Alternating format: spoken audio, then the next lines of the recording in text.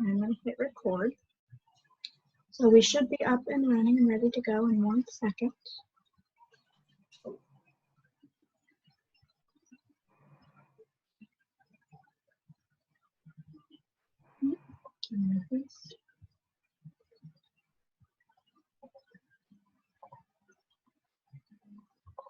There we go. Okay, great. It is getting set up. I am going to go back. So, just in case you don't know where you're at, you're in How to Start a Nonprofit, an info session. We're going to go through all of the technical details of setting up a 501c3, all the things that you should be doing now. But in the meantime, I want to get started telling you a little bit about us. Our mission is to connect, support, and train organizations to increase the impact of your work, you as the founders. We work with organizations of all sizes and scopes and cause areas, as long as they are sort of a good fit for what we're doing. We primarily focus on building infrastructure within organizations. I really firmly believe that nobody starts a nonprofit because they necessarily want to be an administrator. You are all starting nonprofits or thinking about it because you are passionate about a cause, there is a mission that you have, you've developed some kind of new idea that you want to put forth into the world.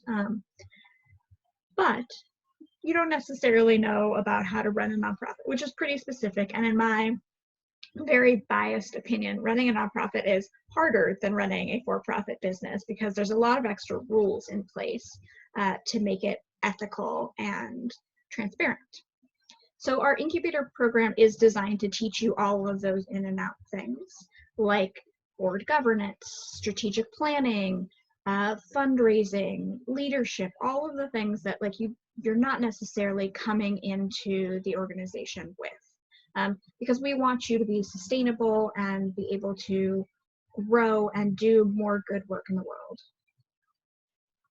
So we definitely believe that there is room in the world for more nonprofits. Sometimes we get a little bit of pushback saying, no, nonprofit competition over dollars is so fierce, we don't need any more. And the reality is that nonprofits that are founded tend to come in and they innovate in the field. And that is what is going to actually create social change, is innovation, just like in any other sector. So definitely there's absolutely a need for more nonprofits, but also better nonprofits at the end of the day too. So a little bit about how we got started. Mockingbird Incubator got started in 2019 after we had been in business as Mockingbird Analytics for several years and kept running into smaller organizations that definitely needed help, but they needed help with stuff like the incubator because they weren't ready yet to be putting out grant applications. They weren't ready yet to be evaluating their impact to the work because they didn't know how to set a goal. So the incubator really came about as a way to get people ready for those things and be ready to scale up. And that's why we teach the topics that we do, because we want you to be ready for those other things that will make your organization grow at the end of the day. So there are some great reasons to start a nonprofit, and I want to start with those and really reaffirm why you're here and why this is a great idea. A great reason to start a nonprofit is because you see a need in the world. You come across a problem or a person and it just sparks an idea in your head. That's a wonderful reason. Another related reason is you see a geography or a population not being served. Maybe there's a food bank in the town over from you, but there's not one in your area. That is a great reason to start a nonprofit, is to cover more geography and make services more accessible to other people. Or there is a group of people that hasn't been served yet because they haven't been identified. I like to think about the LGBTQ population. You know what? 30, 50 years ago, there were no nonprofits that were serving the LGBTQ population. Now we have a good amount of those. But what is that next population? I think the new generation of founders is here to identify them and serve those people. And last but not least, a great reason to start a nonprofit is because you personally have developed a unique method or a service to reach people that you think is going to be more effective than whatever is out there. And that is really where innovation comes into the picture. And you're able to sort of advance the field with the work that you do. And that is incredibly valuable to our sector at large, and making sure that the social problems that we are all trying to address actually get solved eventually. No one organization is going to solve homelessness themselves, but through a bunch of sector innovation and people working hard at that, we have a chance to end homelessness. So moving forward, there's a couple reasons maybe you should not start a nonprofit, and I like to put this out here just to dispel some myths. If you already know this, great, wonderful. But if you want to be a millionaire, starting a nonprofit is maybe a tough road. Nonprofit salaries has to be in line with market value. You're not going to get $100,000 CEO bonuses in a nonprofit. That is not legal. So if this is your plan for becoming a millionaire, this might not be the path for you. Otherwise, if you also don't like to hear sad stories or see things that might upset you, nonprofit work might be really tough, because a lot of the causes and the social issues that we're trying to address are difficult and emotional. So it's important to be ready to face those things as you start your nonprofit. Another thing, and this is really a classic joke in the nonprofit field, I have no idea if it's a corporate joke because I have not worked in corporate culture in forever. But if you don't like to wear more than one hat at work, and this means that if you don't like to do every single job that there is, if you just like to sit and do the one thing that you are planning to do, founding a nonprofit is not going to be especially fulfilling for you, because you're going to be doing a million jobs and wearing a million hats at once. So something to keep in mind. And last but not least, if you don't like to talk about money or ask for money, starting a nonprofit is really tough, because most of what funds your organization and your own salary will be fundraising. So if you're really shy about asking for money, then maybe starting a nonprofit is not for you, or maybe you bring in a co-founder or a development director who can do that for your organization. So all good things to keep in mind as you're thinking about starting a nonprofit. So again, these are things that you might already know, but I want to go over what the difference is between nonprofit versus for-profit business structures. There are a lot of options for starting a for-profit business, including an LLC, an S Corp or a C Corp, a B Corporation, which is basically social enterprises. B Corps don't actually legally exist as a formation structure in every state. They do exist in California, which is where we're located. Our sister company, Mockingbird Analytics, is a benefits corporation. It means that the purpose of our organization is to do public good, and that's stated legally in our bylaws. The state of California does not hold you to that in any concrete way. However, it is a fairly powerful statement about what the purpose of your organization is. In terms of nonprofits, there's a couple other things to consider when you're founding a nonprofit. The first one is public service loan forgiveness, PSLF. So if you or your employees have student loans, anybody who is employed full-time within your organization, any payments they make on their consolidated student loans can count as a qualifying payment towards loan forgiveness. That is kind of a very specific can of worms. If you have specific questions about public service loan forgiveness, I'll answer them in the Q&A portion. But public service loan forgiveness is a great benefit that you can offer to your employees, and something to keep in mind while you consider whether being a nonprofit or a for-profit is for you. When you also have a nonprofit, the actual purpose of your organization is different than if you founded a for-profit organization. The purpose of a for-profit organization is obviously to make money for the owners, for the shareholders, for whoever is involved. However, when you get into the nonprofit space, the purpose of your organization is to do social good. And because you have obtained tax-exempt status from the IRS, that means that in exchange for being tax-exempt, you do not have to pay those corporate taxes, but also the ownership of your organization is the public instead of you, the founder. And that is why you're required to have a governing board with your 501c3, because they are there to represent the public, who are the actual owners of your 501c3 nonprofit. So when you get your 501c3 status, essentially what you're doing is you're making a benefits exchange with the IRS.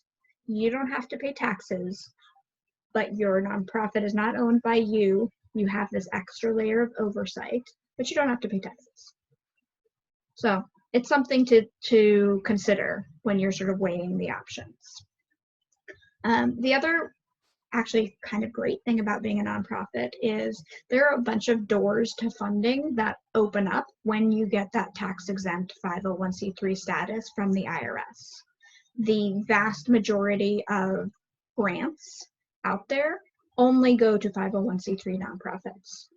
You will not qualify if you are a B Corp, an S Corp, an LLC. You just can't access those things.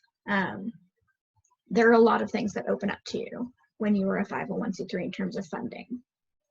In terms of profits and salaries, things are dealt with a little bit different as a nonprofit too.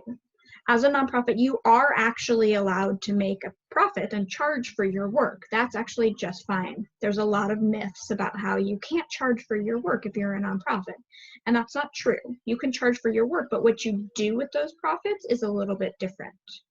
Instead of giving a big CEO bonus and the profits that you bring in going to the owners of the organization, those profits actually have to be cycled back into doing more of the work that your organization is set up to do, because technically all of those profits are owned by the public as a 501c3. Closely related to that is salaries. All of your salaries in the nonprofit have to be at market value. You cannot be a CEO and founder who gets $1 million unless every other CEO and founder working in the area and cause that you are working in is getting $1 million too. So you really have to be careful with alignment when you're running a 501c3. The other thing that I want to point out for everybody who is looking to submit their 501c3 application to the IRS is timing is everything. Nonprofits, technically the first step, and we're going to get into what the steps are, but technically the first step is you file as a corporation and then you receive a tax exemption from the IRS. So your nonprofit will be a corporation until you receive that exemption from the IRS, which means that if you file for to incorporate your nonprofit in 2020, but don't receive your tax exemption until 2021, you are going to have to pay the $800 extra corporate tax for the year because you're a corporation. So if you would like to avoid that, it's important to think about timing and when you submit that application, because when the calendar year flips over, that's when the time starts over again in terms of taxes. So if that's not clear, I can answer more questions and clarify in the question and answer section.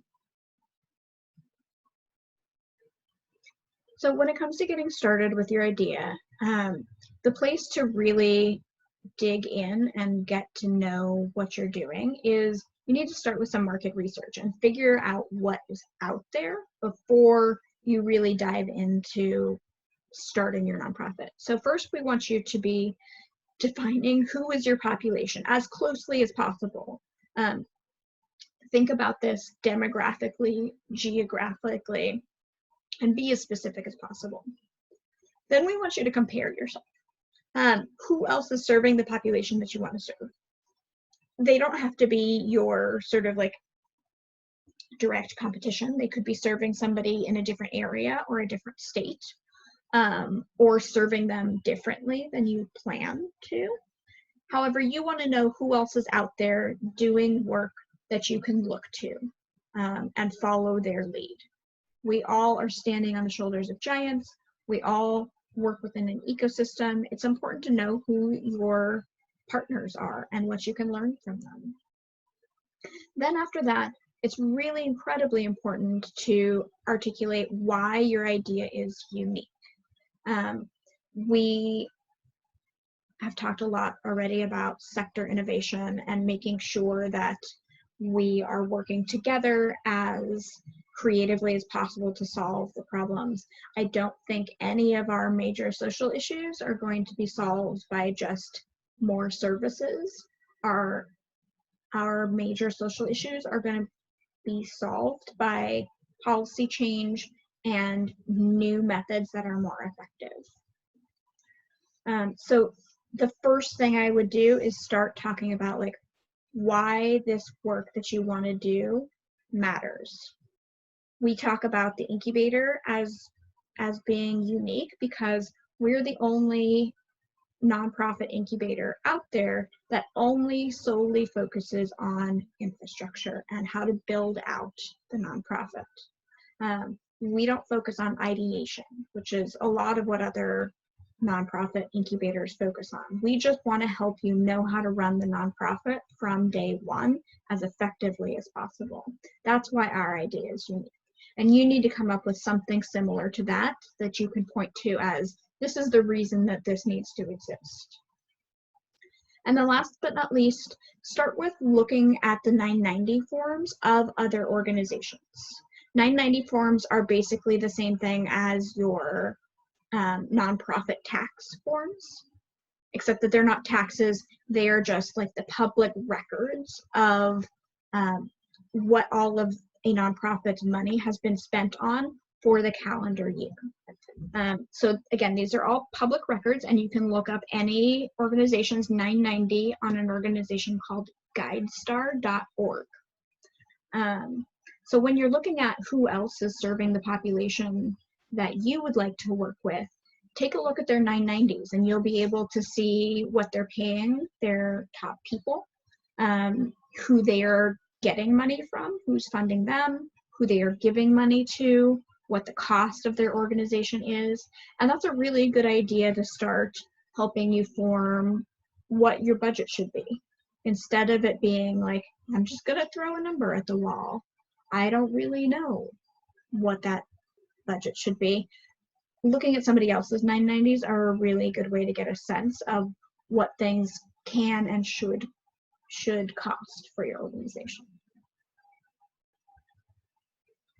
So let's talk about the steps to registering a nonprofit, the paperwork. The steps and fees vary from state to state. I'm going to talk specifically about California today because that's where we're located. I know a little bit about Texas and I know a little bit about New York. But if you are not located in any of those 3 states, there will be a link at the end to an organization called harborcompliance.com, and they have a really wonderful breakdown per state of all the different steps and fees that are specific to each state. So, but generally, the process for everyone consists of basically 4 steps with some extra stuff. So number 1, the first thing you want to do when you create your nonprofit is you start with creating an EIN number. And this is really easy. It takes like 20 minutes. You just have to have the name of your organization in place. And it doesn't cost anything to get an EIN number. The EIN number is basically like the social security number for your organization. After you get that EIN number, you can and should open a bank account so that you can document where the money is going to. Sometimes the IRS wants to know who you're banking with, etc. depending on what you're doing. If you need a referral to a bank that does small nonprofit setup work, we have a really wonderful partnership with First Republic Bank, and we can send you to our personal banker. The next step after you get that EIN number, which is pretty much immediate, takes like 20 minutes, is you should file for your articles of incorporation. And this you're going to have to mail in, and it takes whatever state you're in about 4 weeks to process. And there's a small fee associated with it. In California, that fee is just $30. New York, it's a little bit more at $75, etc. Again, it'll vary whichever state you're in. And it'll take about a month for you to get those articles of incorporation. And basically what you just did when you filed those articles of incorporation was you told the state you're in that you were forming a corporation. And this is the point at which you are a corporation and not yet a nonprofit. After you get those articles of incorporation back, what you need to do is have your first board meeting and elect officers, because they are going to need to approve your bylaws and sign conflicts of interest agreement, which you are going to have to attach to your 501c3 application, because the IRS wants to know from day one who is there to represent the public in your nonprofit. So you're going to have to name names, they're going to have to provide their addresses, it's going to be a whole thing. On that 501c3 application, the IRS charges a fee of $600 to apply for it. And when you fill out that form, you're going to have to decide between two forms. One is called the 1023 form, and then there's the 1023 easy form, which, do not be fooled, the name easy does not mean that that's the one that you should do. We're going to discuss which form that you should choose once we get done with this slide. But generally, the wait for the IRS to process your 501c3 application is between 3 to 6 months. We got our 501c3 application letter back in 4 months. Once you get that tax-exempt letter from the IRS, then you need to go back to your state. For us, it was the state of California, and let them know, hey, we got tax-exempt status from the IRS, because the IRS doesn't automatically tell your state that they gave it to you, and let them know that you should not have to pay state taxes. So, and that form is really easy, takes like an hour or so to fill out, and takes about a month to process as well. So those are the general steps that you're going to have to take to just have that tax-exempt status. If you have any questions about this, we will go back to them during the Q&A. But the next question people often have is, which form should I fill out? And the short answer to this is 90% of organizations should fill out the long 1023 form.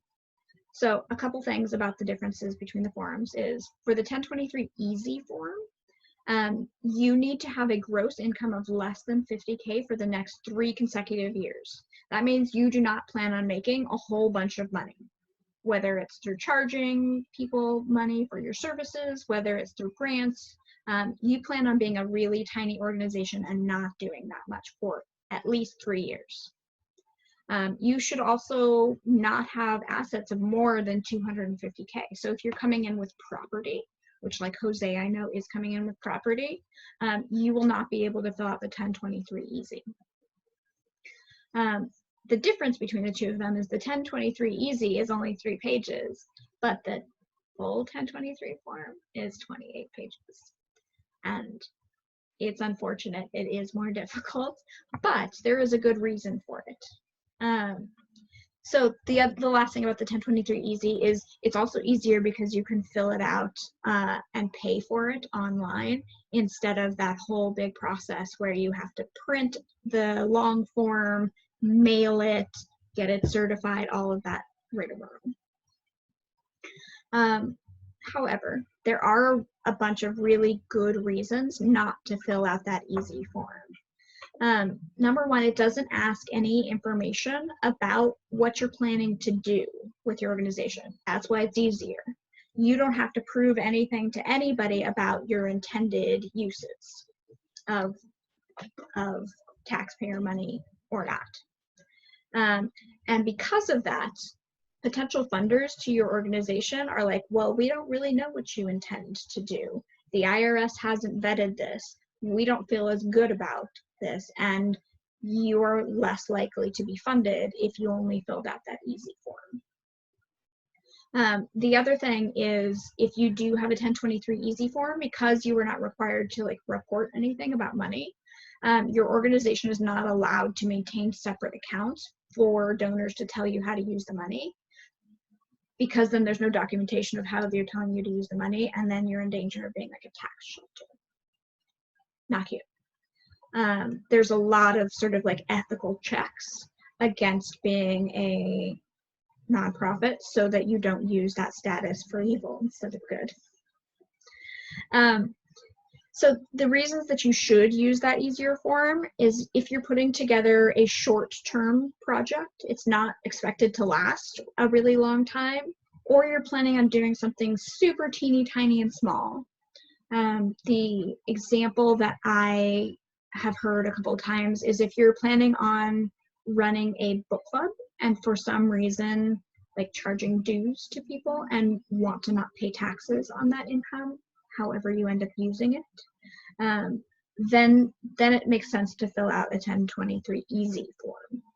Otherwise, 90% of people looking to do work over many years, looking to grow their budget, should just bite the bullet and do that full long 1023 form. So another question that we often get about nonprofits, and we've talked about this a little bit, is about competition among nonprofits. And I will reiterate that innovation is the most important part of why we start new businesses, period. And nonprofits are businesses.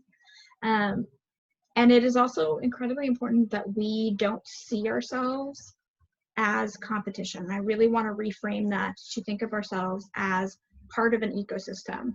No one organization is going to solve homelessness. No one organization is going to solve climate change. We all need to figure out how to work together. And nonprofit competition, in my mind, is kind of a myth to dispel innovation. So, but if you are thinking about that, like there's a lot of people out there doing this work, ask yourself a couple questions. Are you actually serving the exact same population, or is there a geographical difference? Is your approach unique, or will you be more effective? What are you bringing to the table that is going to push the field forward? Also, could you be partners with those people and serve your population more effectively because you have this more complex and sophisticated service model that will do more good? And last but not least, if you really think there's somebody doing the exact same thing that you want to do, there could be potential for a fiscal sponsorship relationship there. And we are now going to talk about what fiscal sponsorship is. So, is fiscal sponsorship a good idea? So the answer is mixed, and I will be honest, I do have mixed feelings myself about fiscal sponsorship. I think it is a good idea for some people, but kind of has some ethical gray area that I don't love personally. So fiscal sponsorship is a great idea if you are looking to implement a time-sensitive one-off project. For example, a festival, an event, or a documentary. If that sounds kind of familiar to something we just talked about, you also, instead of fiscal sponsorship, could fill out that 1023 easy form. Fiscal sponsorship is also great if you are looking to get started without too much overhead setup or control of your organization. You just want to get going. You don't want to worry about the paperwork and all of the other stuff. You just want to get going. So in that case, fiscal sponsorship is a great idea. Fiscal sponsorship is not such a great idea if you do have that long-term mission or growth plan. And again, you should be filling out the 1023 form, not the easy form, if you do have that long-term mission or growth plan. If you're looking to raise more than $50,000 a year, probably it makes more sense for you to run your own nonprofit at that point.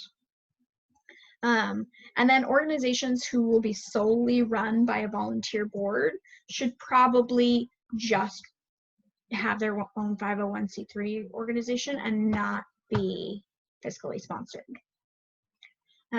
Fiscal sponsorship basically means that you are borrowing the 501c3 tax-exempt status from another existing organization, and they are letting you use that to not pay taxes, and in exchange are providing you with administrative, financial, insurance options, so you don't have to set those things up yourself, which I think to some people sounds really great.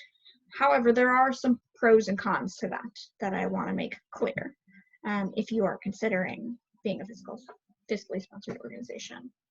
The pros are you're going to get a lot of administrative assistance if you are fiscally sponsored, especially in the fields of HR, finance, insurance options. They're going to file the 990 forms, which is like your tax form for the year. So you're not going to have to worry about some of those very nitpicky rules that you might not be familiar with. And generally, filing or setting up with a fiscal sponsor is quicker than filing for your 501c3 status with the IRS. Because believe it or not, sometimes individual organizations work quicker than a giant federal bureaucracy. However, on the flip side, there are some cons to a fiscally sponsored relationship. Number one, in terms of cost, any fiscal sponsor is going to charge you a percentage or a flat fee for whatever your organization owns. And in the medium to long term, those costs are going to come out about the same as you having your own accountant and you having your own tax preparer or HR person. It's helpful to get started quicker, to have those things in place immediately, but it is going to sort of even out in terms of savings within the medium to long term. So you're not necessarily saving money if you get a fiscal sponsor. The sponsor will always take a percentage of your funds. Generally, that ranges between 5 and I think 15% of anything that anybody donates to your organization, whether that's through grants or an individual, will go to the fiscal sponsor to pay for all of that assistance that they're providing you. One of the other downsides to that money going to the fiscal sponsor is that some donors and foundations don't like to give to fiscally sponsored organizations because they know immediately part of what they give to you goes not to the cause that you are serving, but to that administrative overhead. The last thing about fiscal sponsorship to consider is you're going to have less board engagement because they are not there to do governance. You do not have to have a governing board, which some people are happy about. However, that means you have less people in your corner working with you to raise funds and grow your organization. And overall, you're giving up some organizational control by having a fiscal sponsor because you really have to play by their rules. We work with a handful of fiscally sponsored organizations, and sometimes it is a wonderful experience, and sometimes it makes things a lot more difficult, and the organizations are not as in control of everything going on. So some things to consider. If you have any questions, I'll answer that in the Q&A after we're done. So a couple of things that you can do in advance before you get that 501c3 status. And a lot of these things you should create because when you do file your 501c3 status with the IRS, you're going to want to provide those as documents. Number one, you should have a name. I think organizations really play around with this a lot, but you have to create a name. You can absolutely put up a .org website, and you should. When we filed for our 501c3 status, we literally took screenshots of our website that we had put up and we attached it to our application. So it's a great thing to have already set up to go when you submit your application to the IRS. Also, you can set up your social media accounts, and talk about, we're in the setup process, this is what we're doing. Really, like, establishing a following from day one is important to having an audience there when you get going with your work. You can also put together program descriptions and any curriculum if you are teaching something to your population. I also like to recommend people do client journey maps, where they map out the path that a potential client that you're serving takes through your program, so you know from day to day or throughout your time with them what their experience is. That's also something we teach in our incubator workshops. It's also great to have job descriptions on hand, both for the actual people who will be working with the organization, and then for future people that you plan on hiring as well. You also obviously need to create your board before you file that 501c3. So if you're thinking about doing it, get started with that as soon as possible. You should also be creating an initial budget as well. That's incredibly important and should be attached to your application so that the IRS can see your plans for growth. Even if it's just pie in the sky, this is what we want to do, they're going to want to know what you're planning on spending money on. And last but not least, putting together some metrics for tracking what you're doing, what is successful for your organization, because you're going to need to start reporting to people on your work almost immediately. So, a couple other things that are great to put in place the first year as you get up and running, as you get that status from the IRS. We always recommend having a strategic plan in place. This is often an attachment to grants that people ask for in their applications. We teach that again in our incubator if you don't know how to create one. Also, a development or fundraising plan is important so that you can articulate how you're going to raise all the money that you need to raise for that budget you created. Then having an evaluation plan. We are going to measure this service that we provide at these times, and this is when we're going to report. Also incredibly important to knowing that from year one, instead of getting down the road and saying, we've been doing services for 5 years, I wonder what we did. We didn't count anything. That's not a good position to be in, especially when you're being funded by people who want to know what their money went to. You can also create grant boilerplate, and this means you create a set of standard answers to grant questions that are fairly consistently asked. All grants will need tweaking to the language of the funder and what they're looking for. However, you're going to want to put in place as much of the boilerplate as possible so that you don't need to start from scratch every time you write a grant. And then last but not least, we want you to be creating marketing materials that first year. You're going to have to be able to show people and talk about the work. And this includes not only your website, but your social media, any handouts you do, anything that you're doing to talk about the work that you're doing. All of that you need to put in place your first year. So a couple resources for you. Number one, look at the IRS Most Asked Questions. Those are incredibly helpful, and you'll realize, oh, I have the same questions as everybody. There is also an organization called form1023.org that you can look up a whole bunch about the process of submitting your 501c3. Here is the number to call the IRS if you would like to speak with them about your application. Publication 557 has all of the information legally, technically, about how to start and get tax-exempt status. And then I strongly, again, recommend Harbor Compliance to look at all of the rules for your state specifically. So I want to talk to you a little bit about our incubator. If you are looking to start up your nonprofit, our incubator program is a really great way to get all of the knowledge that you need to move forward. Our program dates coming up for this new cohort run from August 15th to November 7th. And we have a workshop every 2 weeks on Saturdays from 10 to 12 a.m. Our workshops run around 2 hours or so. We record all of them in case you need to miss one or run out early.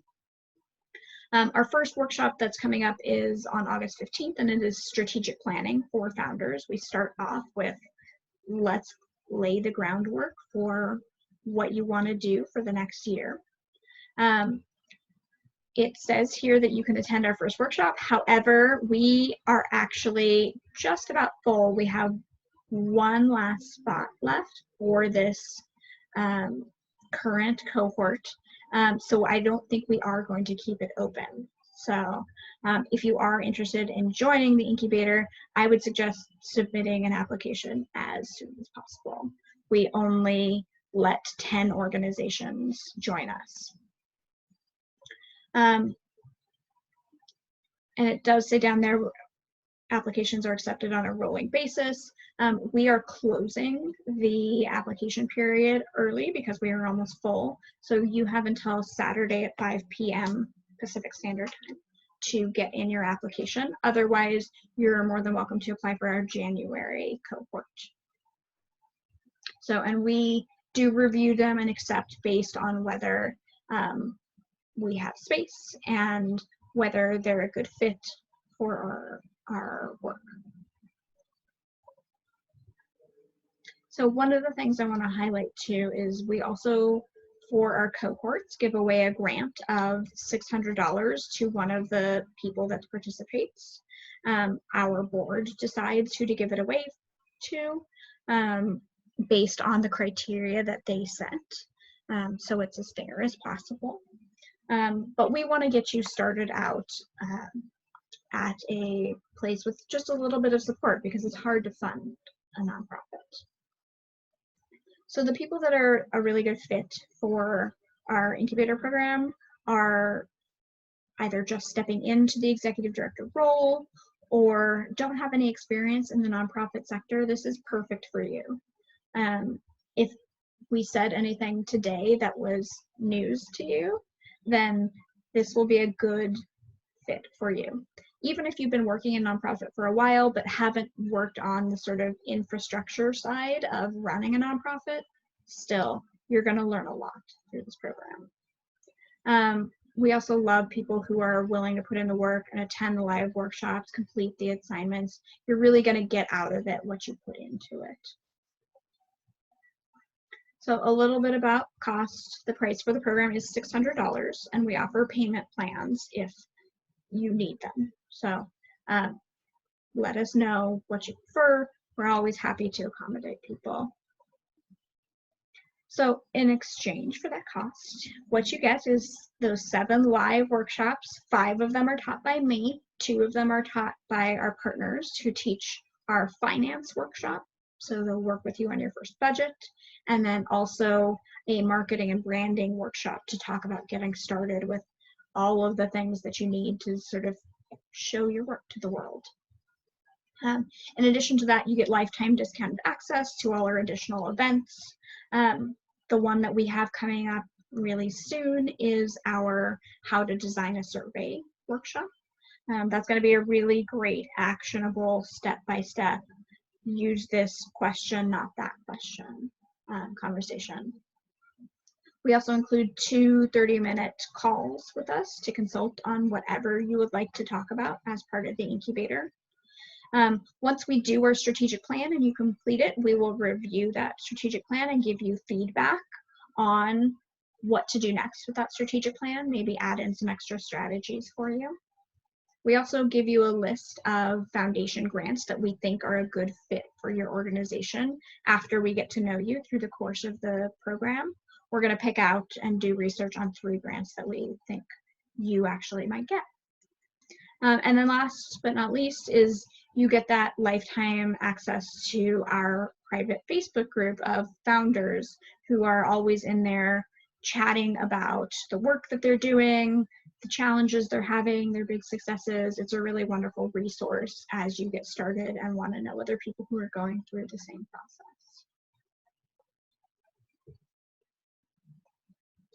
So we get a lot of questions about who can participate in the program, and The first person that you include from your organization is $600. Anybody else, if you have co-founders or board members who want to participate, the extra fee for members is $200 for any additional person. And it's really up to you who you think is the best fit to attend the program. But the most important thing is that we are consistent and we really do build a relationship with you and get to know you and your organization. I'm going to skip this because we're closing this. A little bit more about the workshops we're doing. We're starting off with strategic planning. Then we'll have a conversation about board development and engagement, and you're welcome to invite your board members to that so that they hear the same information about board governance and how that works. There's just an extra $10 fee per extra board member that we add to that conversation. Then we'll be having our finance nonprofit where we get into budgets with Caroline on September 12th. You will love her. Caroline is a wizard with money, and you'll walk out of there feeling like, good, this is a lot easier than I thought it was. Then we're going to get into program development and evaluation and how to get started with that and do that through the scientific method. Then we're going to talk about successful fundraising plan. Okay, we've got all of these programs in place that we're going to evaluate. How are we going to raise money for that? We're going to talk about that on October 10th. And then we're going to talk about marketing and branding for nonprofits with Rebecca, who is the marketing person for our Mockingbird businesses as well. So she's wonderful. And then we're going to end with ethical leadership for nonprofits. And I've been thinking about changing the name and calling this ethical leadership and progressive workplaces.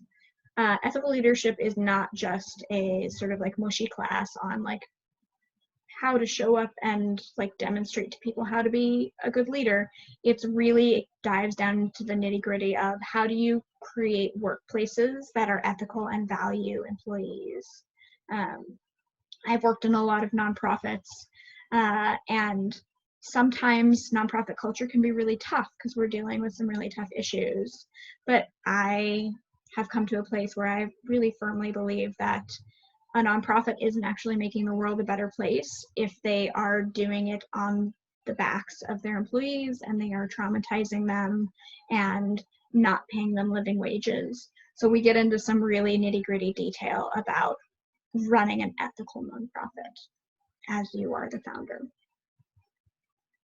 So I'm going to open up the floor to Q&A. You can either put your questions in the chat or you're welcome to take yourself off of mute and chat with us and ask any questions you have. I do see we have one. Oh, Ashley in the idea phase, structured curriculum, places and trips. That sounds amazing. I'd love to hear a little bit more about where you are. You mean like where I am in the thought process, or? Yeah, in the thought process.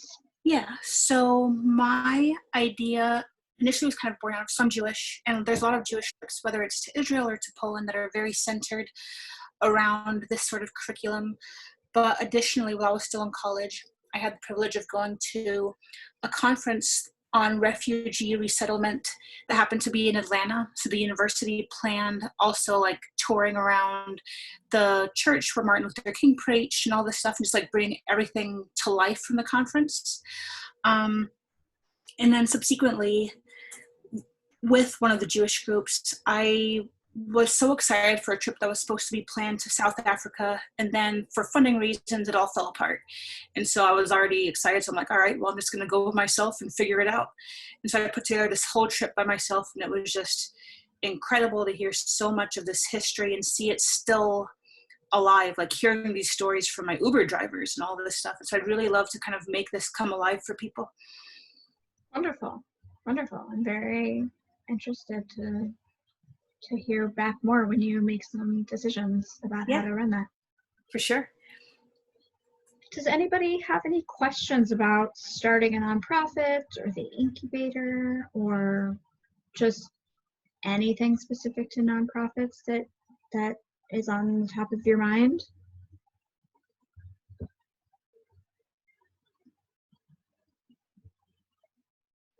Thank you, Jose. We're looking forward to having you. Jose is already signed up for a nonprofit, but he's going through the 501c3 process. So we are giving him the download about all the like paperwork stuff. How far are you in the process, Jose? Did you submit your 1023 yet? No, so we're actually meeting with our lawyer next week so we can talk about the application, the 501c3. So we can start talking about the budgets and all of that good stuff. We already have some people identified for the board that we've been talking to. And I think, like I've mentioned to you, we already have the building, so we're just trying to figure out how to move forward with it. So many steps. We've been talking to banks already here in Gary about there's a bankers community council meeting that's coming up, so we're trying to see if we could set up a meeting specifically for them so we can look at revenue from them. So lots of moving pieces, but just I need a reminder of all of this. So we're all excited about it. So yes, that's wonderful. Ashley, thank you so much for joining us. It was a pleasure to have you. If you do have any follow-up questions, please feel free to reach out to us. Thank you so much. Thank you for taking the time to organize this and host this. Of course, anytime. We'll talk to you soon. Bye-bye. Wonderful. Well, I will hang out until everybody's gone, but that's all I have. If you want to get in touch with us, you can email us at mockingbirdincubator.org. Our website is mockingbirdincubator.org. Here's our phone number. You'll talk to me.